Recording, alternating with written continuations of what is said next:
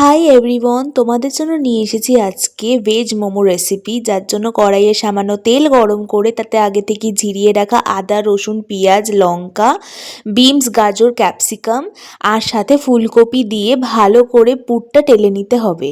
তার মধ্যে আমরা অ্যাড করব সামান্য লবণ, গোলমরিচ গুঁড়ো, লঙ্কা গুঁড়ো, সয়া সস, টমেটো সস আর সামান্য ধনেপাতা।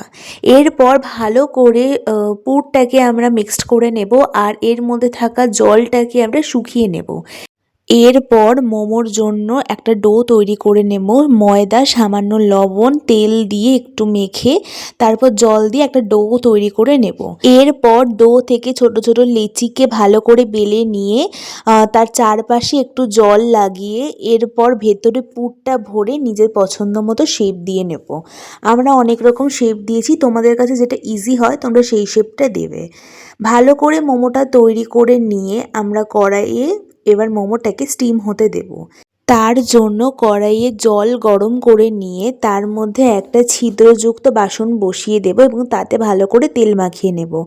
এরপর আমাদের মোমোগুলোকে দিয়ে ঢেকে দেব প্রায় 10 থেকে 15 মিনিটের জন্য। দেখো মোমোগুলো কি সুন্দর ফুলে উঠেছে আর এটা কিন্তু খেতে প্রচণ্ড ভালো হয়েছিল। দেখো ভেতরের স্টাফিংটা কি সুন্দর, আর তার সাথে আমরা একটা চাটনিও বানিয়েছি। এই চাটনির রেসিপিটা তোমাদের সাথে পরের ভিডিওতে শেয়ার করব।